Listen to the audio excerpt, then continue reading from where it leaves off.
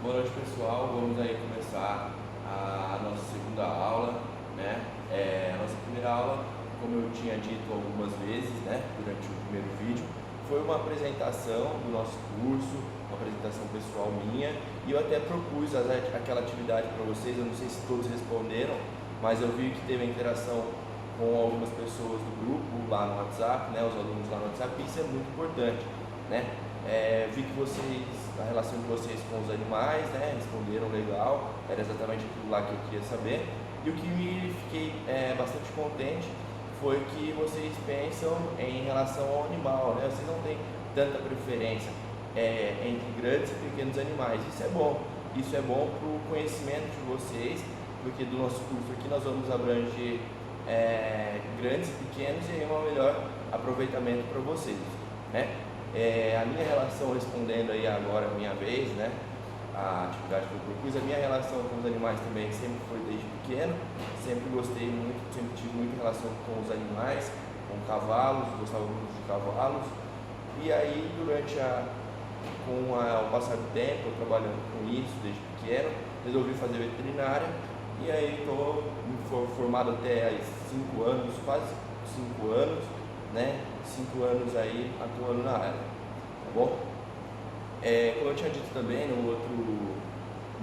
na outra aula, nós mudaríamos um pouco o formato da aula, mesmo para ficar mais didático, mais fácil para vocês acompanharem as videoaulas aí de casa, que de acordo com vão sendo postadas, né? Pelo que vocês repararam, da outra vez eu estava sentado, gravando da minha mão, hoje eu estou aqui mesmo, aqui na escola, na sede física da escola. Vamos ter a utilização agora da lousa, tá? A lousa é o seguinte, pessoal, eu não vou ficar passando conteúdo na lousa aqui. Quando eu estou dando aula presencial, eu uso muito a lousa. Uma lousa dessa aqui eu vou apagar no mínimo umas 10 vezes e colocar conteúdo. Que é legal escrever, porque eu escrevendo aqui, você escreve aí também, você faz as anotações que eu faço, tá? Então eu gosto muito de utilizar a lousa. Mas como tudo mudou, né, nós estamos tendo que nos adaptar aqui, e aí nós estamos aqui com as gravações, né? E aí às vezes as gravações não vai dar para entender exatamente o que está escrito na lousa, às vezes pela claridade, né? Mas eu vou fazer de tudo para escrever grande, tá? E sempre que eu for falar do assunto, eu vou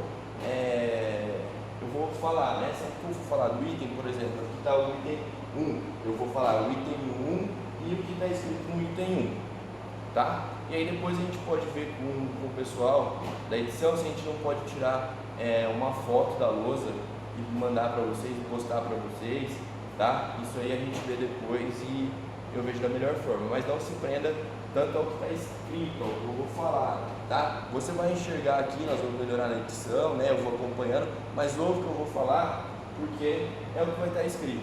E se eu for fazer alguma observação aqui na frente, eu vou falar aqui, ó, na frente de definição, eu estou fazendo essa observação, tá? Tudo adaptação, né? Tudo é novo, então nós temos que nos adaptar também a esse tipo de situação, beleza? Então na aula passada nós falamos bastante sobre o mercado da veterinária, onde o médico veterinário pode trabalhar e também onde os seus auxiliares podem acompanhá-lo, né? Então nós falamos sobre como é a área de clínica de pequenos animais, de grandes animais, falamos sobre animais de produção, né? O que é essa área, o quão importante é essa área, e falamos sobre a nutrição dos animais, né? Não falamos sobre a nutrição, mas falamos sobre o mercado. Tudo que eu estou falando é sobre o mercado, a gente contextualizou, viu o que o médico veterinário de pequenos faz, o de grandes, o que trabalha com produção, produzindo alimento, o que trabalha fiscalizando alimento de origem animal, o que trabalha no combate à doença e saúde pública, tá? Então nós contextualizamos, tudo isso e falamos sobre o auxiliar de veterinário, certo? E agora nós vamos começar a aula de hoje, lembrando que as aulas serão de 2 horas, né? Então todas as quintas vocês terão 2 horas de aula. E aí, para não ficar tão pesado para mim aqui falando sozinho com a câmera, né? E para vocês que estão estudando aí de casa, nós vamos dividir a aula em 30 minutos. tá? Então vou dar essa aula de 30 minutos, depois eu volto com mais 30 minutos, e aí fica mais fácil de vocês entenderem e me acompanhar, tá? E outra coisa que eu queria dizer também, falei bastante na última aula sobre isso, e é muito importante que a gente anote, tá? O que eu falo aqui vocês têm um tempo, né? Se não me engano são 4 dias, ela disse, são 4 dias que fica a aula aí, mas depois disso acaba. Então o conhecimento aqui é para você levar para a sua vida. Então pega um caderninho, né? Já que a gente não está no físico, que no físico eu cobraria isso do nosso aluno, né? Se tivesse um caderninho físico, que eu falo é a aula presencial, que se vocês estivessem aqui nessas cadeiras. E aí eu sempre falo para os meus alunos que tenham um caderno de anotação, que é essencial. Sempre cobro do pessoal que anote, né? E aí de vocês não tem como eu olhar e falar, anota aí, mas é um conselho para uma pessoa que quer que vocês atinjam seus objetivos profissionais, por isso que você veio aqui nos procurar. Então pega um caderninho aí, anote, eu vou falar tudo de uma maneira clara, simples, né? Não vou usar um vocabulário que vocês entendam, para que vocês anotem e quando pinte uma dúvida aí, você lembra que está anotado. Às vezes não vem na cabeça na hora, né? Mas aí você lembra de que está anotado, ou depois para você estudar também, quando tiver um tempinho aí, que é muito bom o estudo pós, né? Anotar, se você tiver alguma dúvida, anota, por favor, anota e manda lá no grupo do WhatsApp, né? Legal mandar lá no grupo, porque é onde todo mundo está e como a sua dúvida, né? Pode ser a dúvida de todo mundo.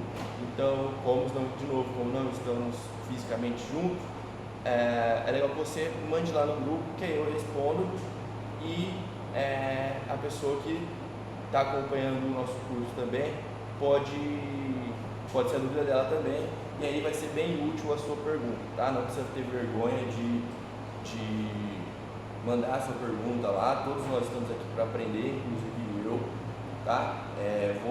Vou responder assim que possível e da maneira mais clara, tá? Mas vamos combinar que você vai utilizar um caderninho aí para anotar, para quando vier as suas dúvidas, para quando vier o estudo pós-aula, combinado?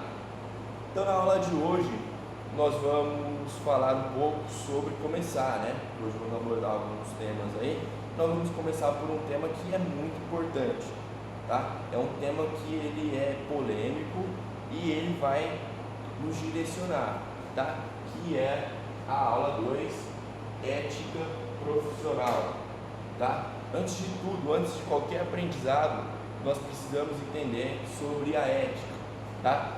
Que uma tradução geral, né? A palavra ética seria a forma, a maneira com que o ser humano se relaciona com as outras pessoas.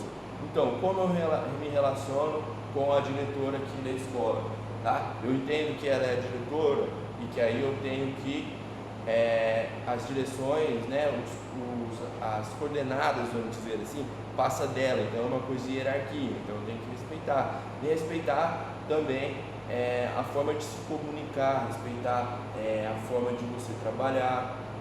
Isso tudo engloba conceitos básicos da ética. E aí, aqui especificamente, claro que você tem que ter ética na sua vida profissional, na sua vida pessoal, desculpa, tá? Mas os princípios da ética pessoal não cabe a nós aqui ensinar, né? A ética pessoal nós aprendemos lá desde casa, desde o ensino básico, né? Desde a escolinha, que é respeitar o colega né? Respeitar a vez de falar, agir com serenidade, com honestidade, não passar ninguém para trás, ser honesto, né? Mas não é isso que tem na nossa aula, porque isso é ética pessoal e nós não estamos aqui para ensinar ética pessoal, nós estamos aqui para ensinar metodologia da veterinária, saúde animal, né?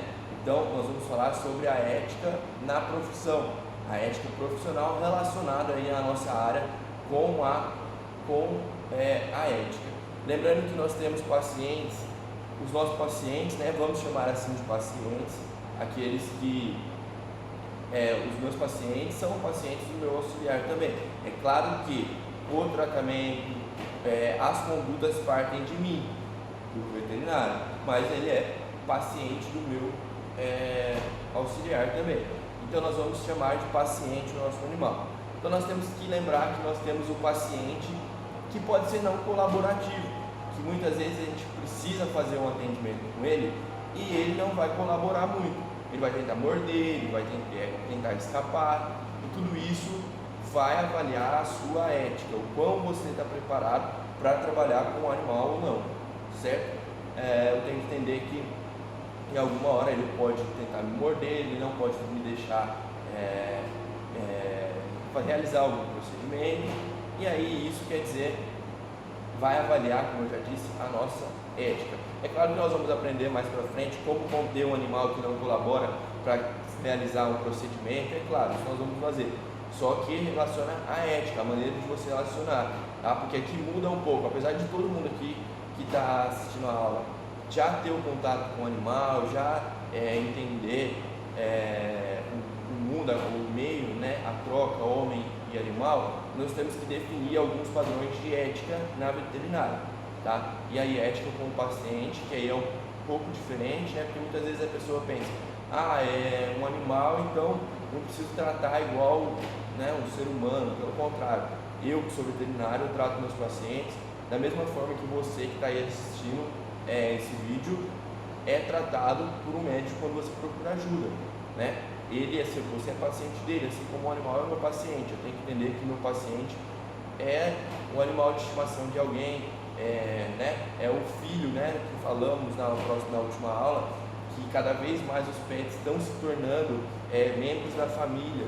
Então eles se tornam filho. Então eu tenho que entender que nessa relação eu tenho que tratar esse animal com ética, como um ser humano, um ser que tem valor sentimental enorme para alguém e que, como nós somos, passam por sentem emoções.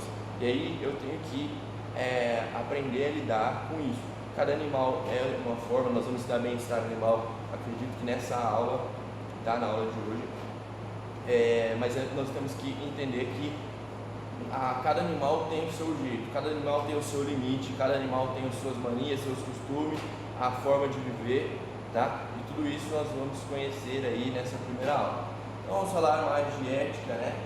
Como eu disse, a ética é a forma com que você vai se relacionar na sua profissão, tá? Então temos alguns padrões de ética, por exemplo, o CRMV, que é o Conselho Regional de Medicina Veterinária, ele rege, tá, todos os veterinários. Ele vai lá e tem o seu código de conduta e código de ética.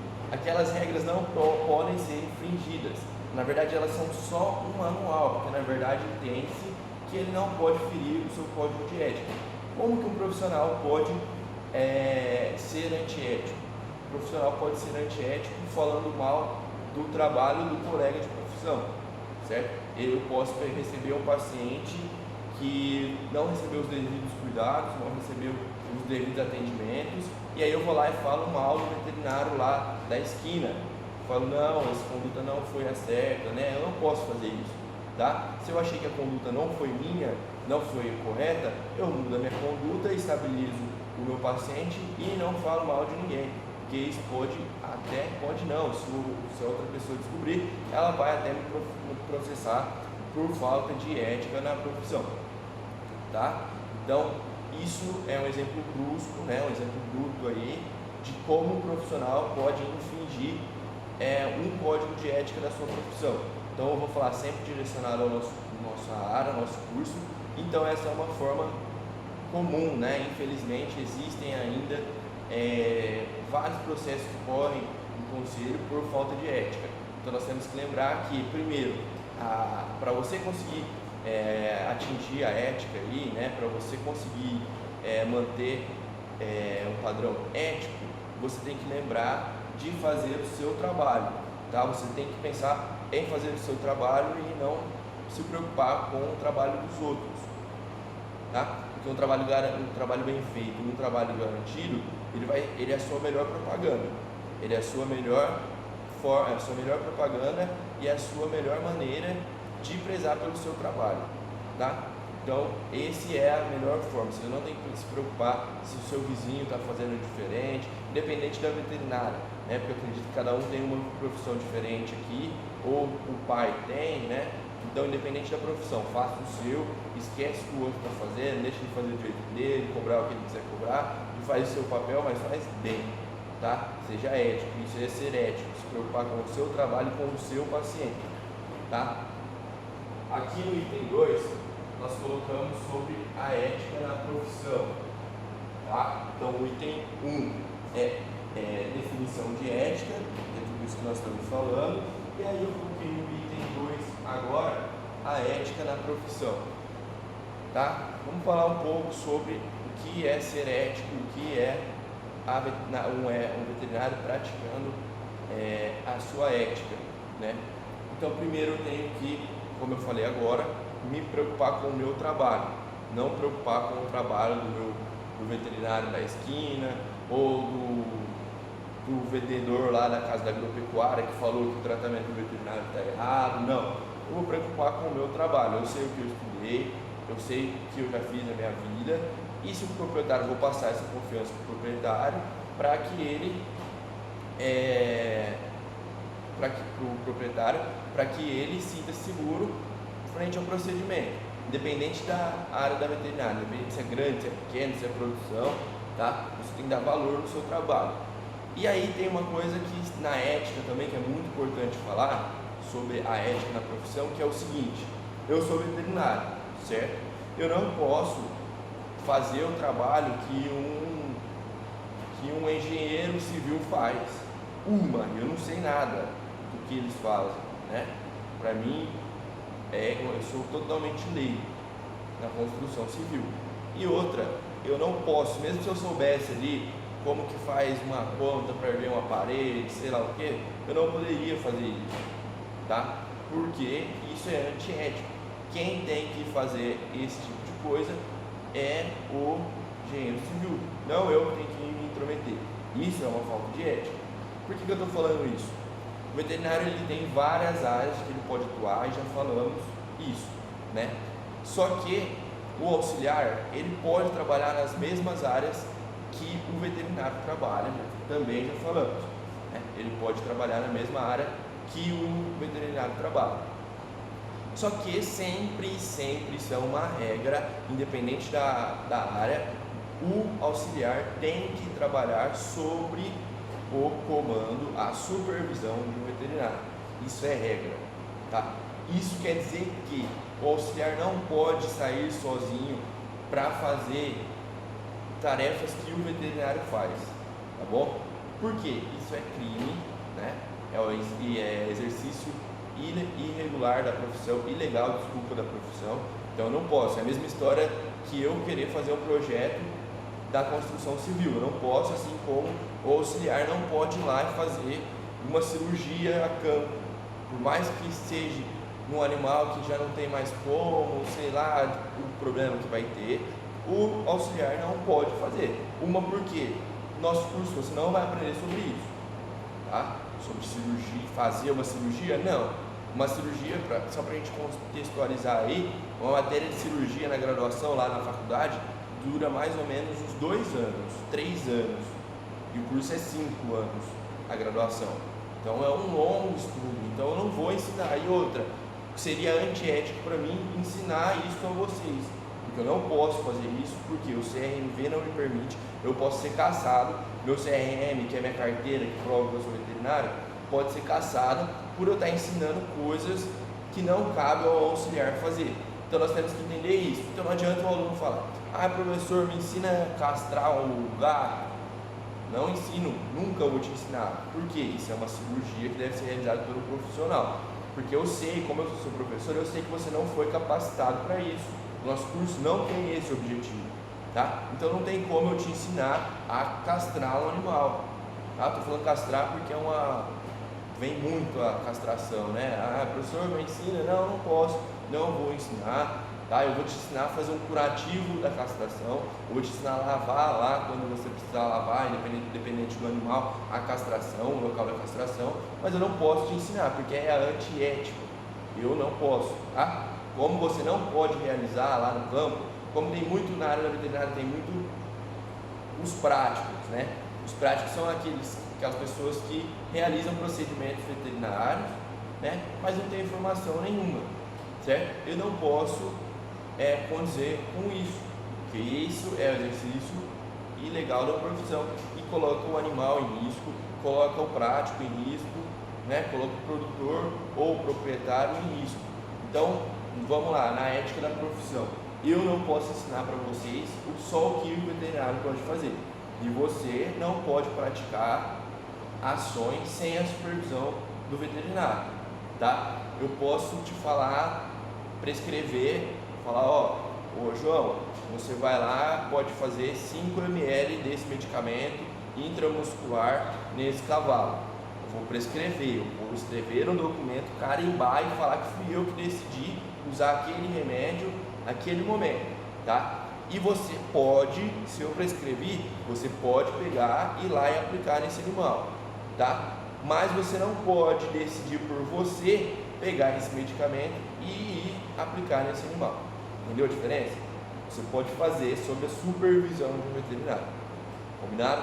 Então, isso é muito importante para embasar o nosso curso, para vocês entenderem sobre isso, que o importante é que você pode realizar diversas atividades, tá? diversas ações na veterinária, mas sobre a supervisão, e isso é ótimo, porque você vai realizar uma coisa com a segurança de que o veterinário está ali para te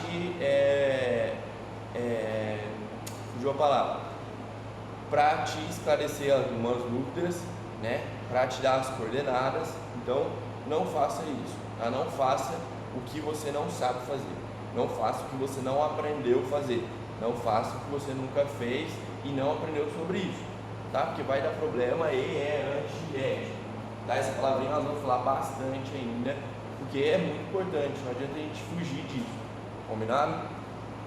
E aí, depois da ética com a profissão, nós vamos falar um pouquinho da ética na relação com os pacientes. Então, o item 3, falando da ética na profissão, o item 3 é ética na relação com os pacientes, tá? Ética na relação com os pacientes. A ética na relação dos pacientes eu já falei um pouquinho aqui agora, né?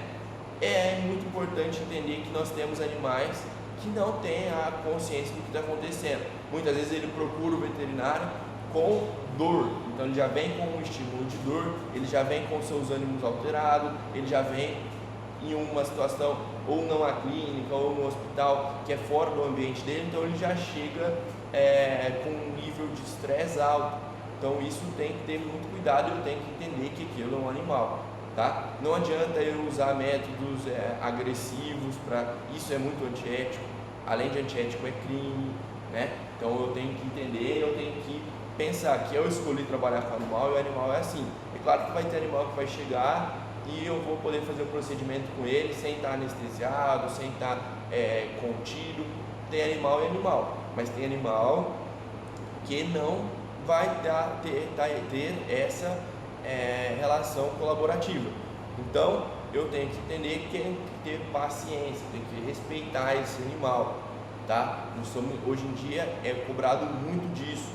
Nós vamos falar de bem-estar já, e isso tem tudo a ver com bem-estar. Então eu tenho que respeitar os limites do animal, eu tenho que entender a situação que esse animal está chegando para mim, tá? Na minha clínica que eu trabalho, ou no hospital que eu trabalho, ou com o veterinário a campo que eu trabalho. Então eu tenho que ter paciência, eu tenho que entender que ele está com dor, que ele está com medo, tá?